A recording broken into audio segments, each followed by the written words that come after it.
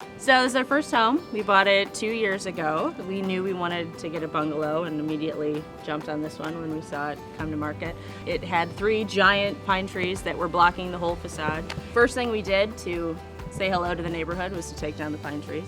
We spent the next year going to different garden stores in the city and finding things every season that were in bloom, because we didn't know a lot about gardening, but it made sense that if we bought things in bloom, they must be in bloom the same time next year. So we wanted there to always be some kind of color in the garden. We attended a lot of seminars through the Bungalow Association. We love Kiss My Aster, shout out to her.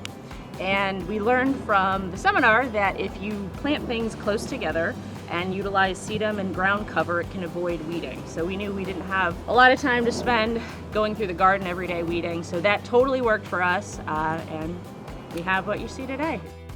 I was a lot more of the labor. I think she was the mastermind behind it He was all. the muscle. But, you know.